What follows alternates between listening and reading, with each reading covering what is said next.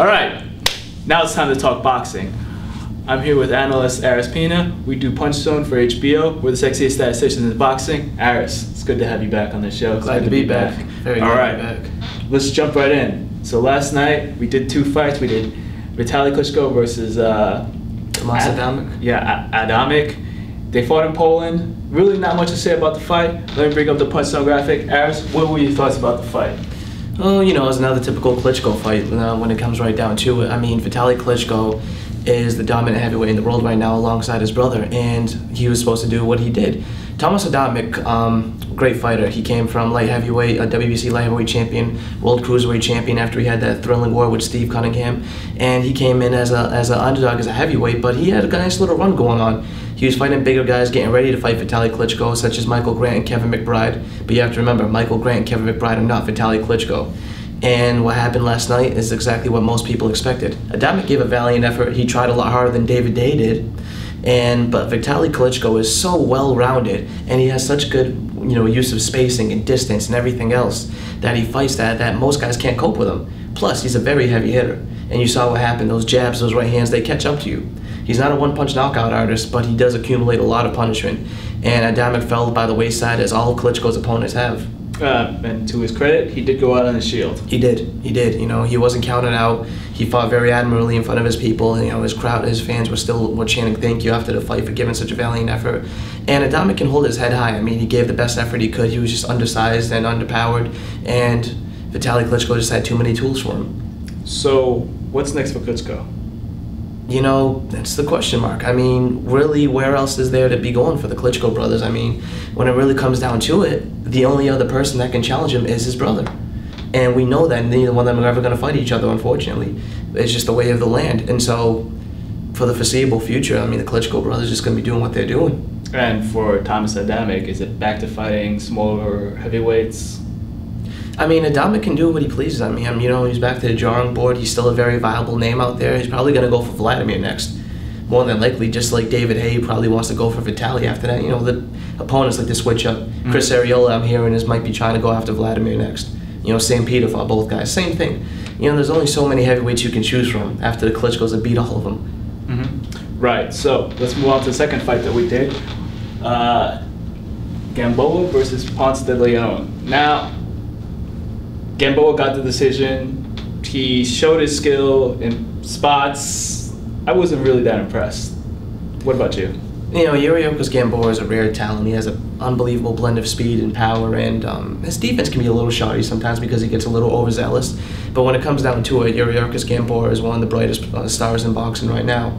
And I don't think he's cleaned up the featherweight division the way he says he has. He put on a very good performance last night against Daniel Ponce de Leon, but you have to take it for what it is. I mean, Gamboa did say afterwards he was just trying to get the rounds in. He could have taken out Ponce de Leon whenever he wanted to. But at the same time, you did see a few times here and there that his defense, he got caught with some clubbing shots that he shouldn't have got caught with.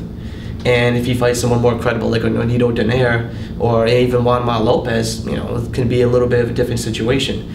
He's still a work in progress. When people say he's going to be a pound-for-pound player one day, you can see it, but I still see one little thing might be holding him back, you know what I mean? And there's a little intangible there, but he's becoming more and more well-rounded with each fight. He's getting a little bit better. He's not the reckless beast that we saw him a few years ago. Right. And, this is his last fight at featherweight, so. Right, and last night there was a lot of talk amongst the commentators about how Ponce de Leon has improved as a boxer. And I agree with that. His box skills have improved. He fights like less of a caveman than he did before. Still a little bit like a caveman. Yeah. But he's not knocking people out like he used to. Now, do you think it's because with age he's lost power? Do you think it's because he's focusing more on his skills? Ponce de Leon? Yeah. Yeah, Ponce de Leon I actually feel is a lot better fighter than when he was a world champion. He, uses a jab now. He never had one of those before. He actually throws a straight punch once around maybe. He never did that before. He's still going to be a tough out for any guy in the featherweight division. I mean, I'd still like to see him in different fights out there. He gave Adrian Broner, who was a junior lightweight top prospect. I thought he won that fight, exactly. And he put up a good performance against Gamboa. He wasn't blown out. He was landing his fair share of shots. He was keeping up with him. Just that Gamboa was that much faster and that much more explosive than Ponce de Leon is. Now, let's go to the future of Gamboa. Now, technically, I think he's pretty much almost there. He's an elite level fighter. He's got some holes, but every fighter's got some holes here and there. the thing that holds me back from really getting on the Gamboa bandwagon is that he doesn't seem to like fighting a lot. Like, you know, with guys like Pacquiao, with guys like Adamic, they like to get in there and they like to brawl. They like a fight. Gamboa, he certainly has the skills to win his share of brawls, but with Ponce de Leon, he would go in, he would land some blows, and then he'd kind of take a couple of steps backwards and then, you know, reset. Well, you know, I kind of disagree with you. I think Gamboa, against the right opponent, is willing to brawl and get in there and fight. He's shown it in the past, you know. But against Ponce de Leon, you have to understand, Ponce de Leon hit so hard, and Gamboa, I think, got hit by a couple of shots and, you know, made him second-guess things. You can't understand, like, he got hit once in the early rounds. As far as, you know, he did a little double setback, and he's like, okay, you know, from when you get hit by a guy like Ponce de Leon, you have to make sure if you're that fast and you have that much skill, why take the risk of trying to brawl with a guy like that? Against other people in the past, we've seen it. He's gone clipped, he's gone down, he's come right back up, he jumped right in their face and took care of business. As he moves up in weight, he says, the last fight at featherweight, we're going to see less of the reckless abandon Gamboa because he's so small and more of the stick and move type boxer. But we still want to see him take care of business. Oh, of course. And I think he will against the right opponent. So, looking into his future, who do you think are the right opponents for Gamboa? I'd love to see him fight Nonito Donaire. Do I think that fight's going to come off next? I'm not really sure because Donaire's not even a featherweight yet. He's going to be moving up to that division in the future.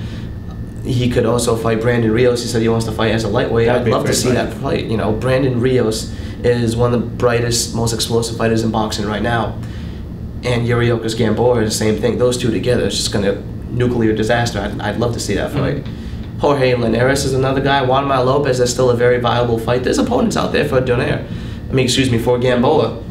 You even mentioned Guillermo Regnado. You know, Regnado, he's a very safety-first type fighter, but it'd be a very interesting contrast in styles between two of the best Cuban fighters besides Joel Casamayor of the last, 10, 15 years or so. Right. It might just be a really, really tense chess match between two master boxers. Could be. So we'll see what happens with Gamboa. Now let's move on to the pay-per-view card for next week. It's coming up. The one that people are looking forward to. Star Power. Ortiz versus Mayweather. What are your thoughts about the main event? People seem to be excited about this fight, and I don't know if that excitement translates into people thinking Ortiz actually has a good chance of upsetting Mayweather, or whether people are just excited that Mayweather's back in the ring. I think it's a combination of both. For the first time, Mayweather's back in the ring. He's a very smart guy. He knows when to take off these year-long layoffs, and he makes his fights grand events by coming back. And he's fighting a guy in Victor Ortiz who's young, powerful, coming off a spectacular win against Andre Berto. So people are excited about Ortiz too. But it is a risk, this fight, but it's a calculated risk like Mayweather does for all his fights. That's why I don't consider him a truly great fighter. Skill-wise, yes. In terms of legacy, no, because this is still a calculated risk. Victor Ortiz still has a ton of flaws. Everyone sees that. His chin is still a little funny. When you put him under pressure, he proved in a Berto fight he can handle a little bit better, but he's still very hittable. He's not as fast as Mayweather is. You know, he's still very young too. He's almost like a young Raul Fernando Vargas. And Mayweather, even though he's slowing down ever so slightly, he's still a prohibitive favorite in this fight. Would I be surprised if Ortiz catches him? No. Ortiz can catch him in the first few rounds. Mayweather's chin will get checked once or twice in this fight. But when it comes down to it, Mayweather's probably going to box his way to another comprehensive decision. Right. Ortiz is a very big, strong fighter, especially at welterweight. Yeah. But he's never had that one knockout punch kind of power. He usually breaks his opponents down. He's a very powerful fighter, and if you listen to him and his trainers, he claims that every one of his opponents have been down in their career. That's not the truth. Mike Arnaudes wasn't down. He got really rocked, but he wasn't knocked down. But Ortiz, to his credit, does have tremendous power. He has knocked down a lot of guys. He does visibly hurt his opponents, not just flash knockdowns. And Mayweather has to be aware of that, and I know he's aware of that because Ortiz is a southpaw also, and Mayweather has a history of struggling ever so slightly with the southpaws. He got rocked by DeMarcus Corley. Zab Judah caught him a couple of times. There's been a few guys in the past, they bothered him a little bit. And Floyd Mayweather Sr., as also mentioned before, the shoulder roll that Mayweather loves to do is not made for the southpaw stance. So that's the type of thing that people are kind of holding hope to, that Ortiz might be able to spring something. I don't see it, but I do expect to be an entertaining fight nonetheless. Right, and even in his victory at welterweight, Ortiz displayed some of those holes in his style, that he got knocked down versus Berto. Twice, yeah. And to his credit, got back up and won the fight.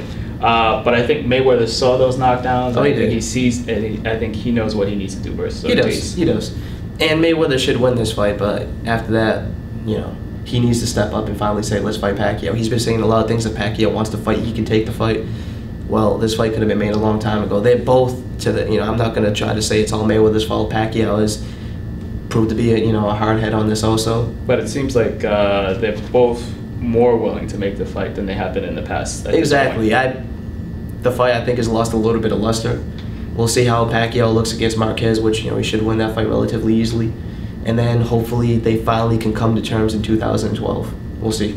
Right, and I think for me, that's the expiration date on this fight. It It's is, 2012. If it doesn't happen in 2012, then I think we need to walk away from it. Or even if it does happen afterwards, we need to look at it as two fighters who might still be the best fighters in the world, but who aren't at their prime anymore. Exactly. And it still might be a fantastic fight, but it's not going to be as exciting as having the two best fighters in the world at their primes. It's sort of becoming like Roy Jones, Bernard Hopkins. Remember back in 2000, 2001, everyone was clamoring for that fight. They came this close, ever so close, a few times, and it never came to fruition until finally they fought each other. Hopkins is still doing his thing, but Roy Jones is so washed up, and it was a pretty pathetic fight. Right, and this Pacquiao Mayweather haven't had their 60-40 I kick your ass moment yet. It's true. Very true. So let's talk about the undercard. Let's talk about Canelo Alvarez versus Carlos Gomez of the Contender Alfonso fame. Gomez. Alfonso Gomez of the Contender fame. Now, Alvarez is the young up-and-coming fighter. He's promoted by Golden Boy. There's been a lot of talk about him, and he's fighting at junior middleweight now. What type of opposition do you think Gomez is going to put up against Alvarez? I mean, Gomez is going to make it a good fight. Gomez, I think, is a little underrated. I mean, besides his blowout to Miguel Cotto, he's been on a nice run since the Contender. He beat the worthy Jesus Soto Carras. He knocked out the shell of Jose Luis Castillo. I mean, he's on a nice little run. He's won some other fights. And this is a good step up for Alvarez. Alvarez is still a work in progress. You have to remember that. He's still young. But every fight he's getting a little bit more complete. Is he a finished project yet? Of course not. And that's why the Gomez fight is a barometer. Just another fight in the legacy of Alvarez to put into the bank, to keep on building until he gets a mega fight. But the thing I find kind of interesting and what I've heard from other people is that Alvarez is starting to become sort of a prima donna now. Well, think about it. He could have fought just on the undercard of this fight. Instead, he wanted to headline his own show. And that's why it's a split site, because he felt he shouldn't be on anyone's undercard anymore. He wanted to headline his own show, and that's why it's a split site pay-per-view. So this is going to be the fight that's in LA. This is the fight in LA. It's going to be the main event over there, and then from there, we're going to go back to Mayweather Ortiz. Mm-hmm. And Alvarez, I hope, to his credit, is not going to get too big for his britches, because he's not quite there yet. Yes, he's a superstar in Mexico. Yes, he's one of the top prospects in boxing, moving his way up to potential superstar status one day. But he's not quite there yet. And to his credit, I think he will get there eventually. I think he's very mature for his age. He has a lot of skill for his age, and he's learning. He has a lot of experience too. And soon enough, I'd like to see him after this fight more proven contenders. We'll see where it goes. Mm-hmm.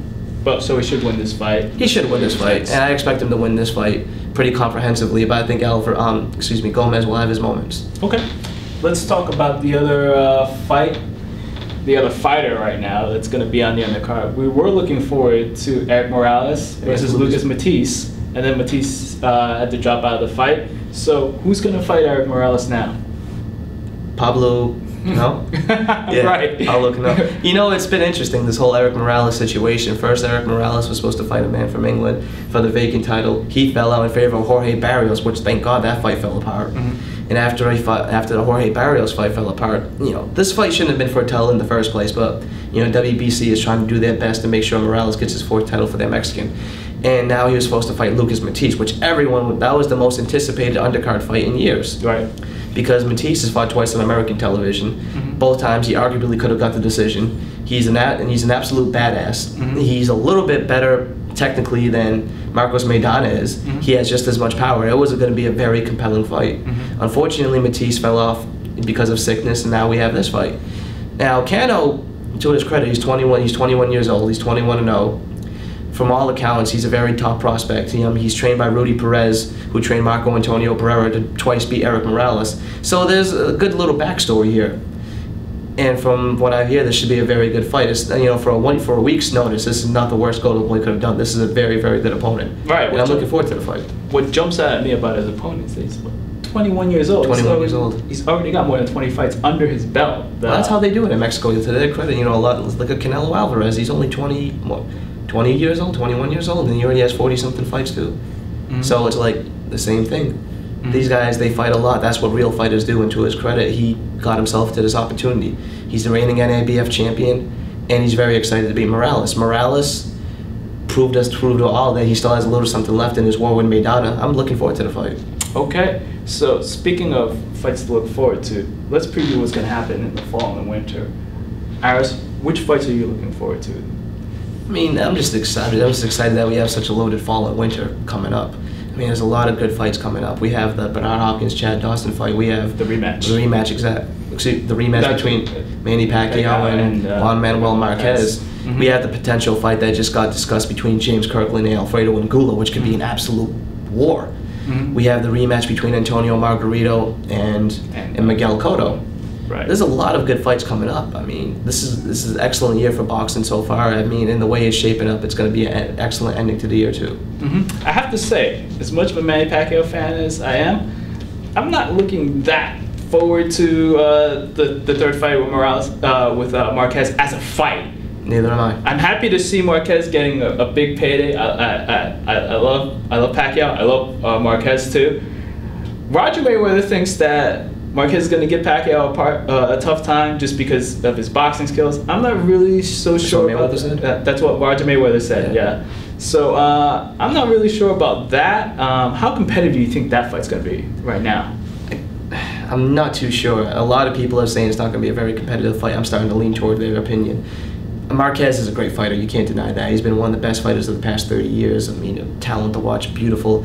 He gave Pacquiao, he arguably beat Pacquiao in those two fights that he fought. If it wasn't for those knockdowns, Marquez would have won the decision.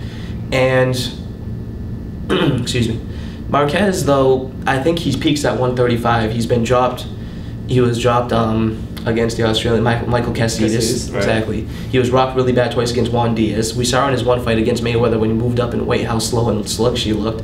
He's slowing down a lot. He gets hit a lot more. Pacquiao, to his credit, I think he's slowing down slightly too, but he still has a ton more than Marquez. Plus, he's a natural junior welterweight. That was what his body's been fed at perfectly. Marquez is not. And as Marquez has even stated, Pacquiao now uses two hands. He's quicker. He's more explosive.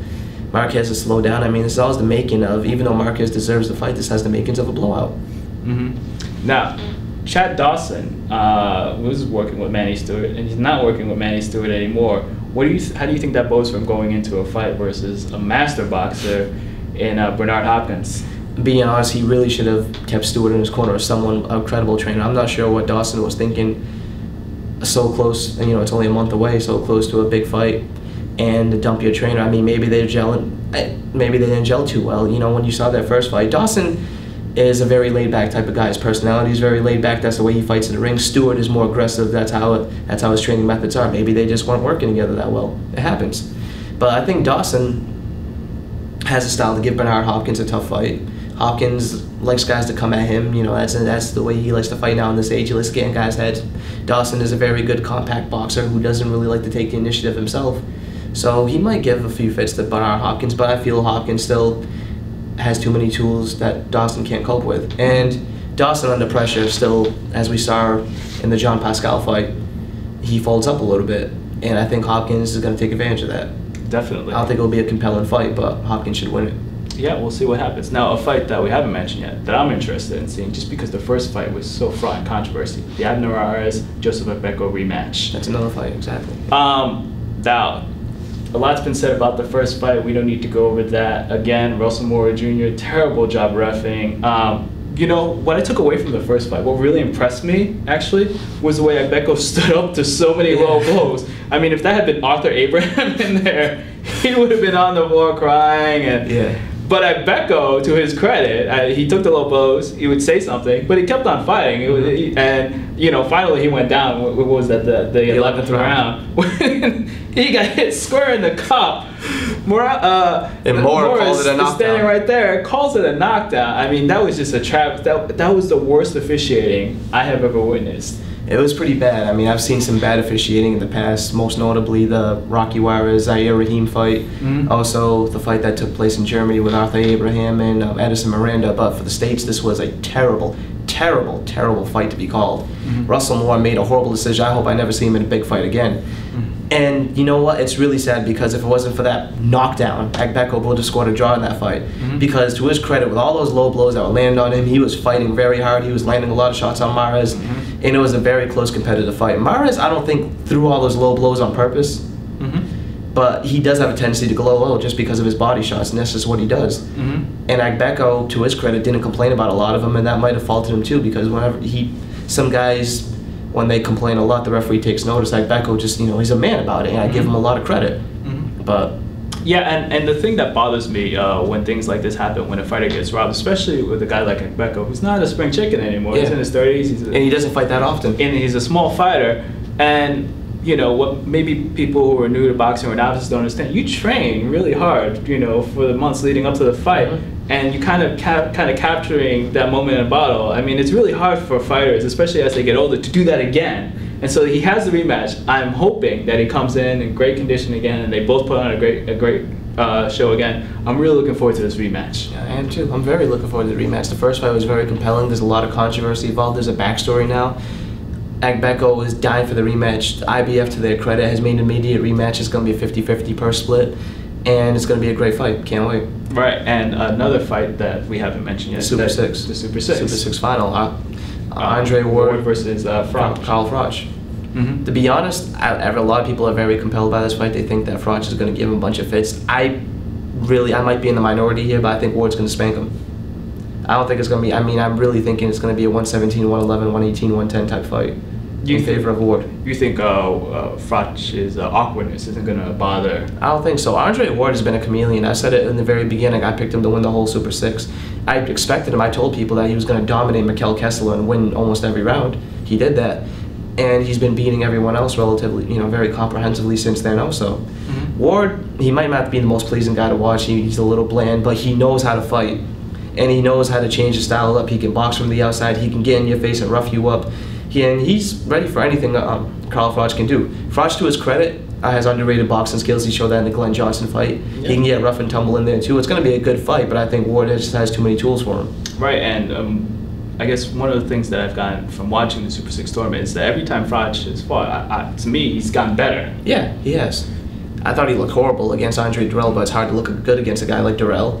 He looked excellent against Arthur Abraham. He looked very good against Glenn Johnson also. And he put up a very, very good performance against Mikkel Kessler, and it could have been a different, decision if the fight wasn't in Denmark. So both guys are really grown from this tournament. This is going to crown the new super middleweight champion, plus bragging rights, top 10 pound for pound consideration. This is the fight that you want to be at. It's going to be in Atlantic City. If you're around the area, try to make it to it.